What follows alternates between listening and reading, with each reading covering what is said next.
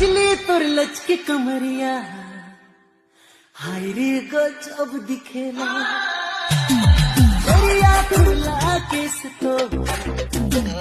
हाय रे पागल मुके बाना चमकेला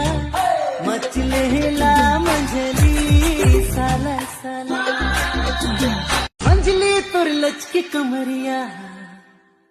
हाय रे गजब दिखेला दरिया खुला केस तो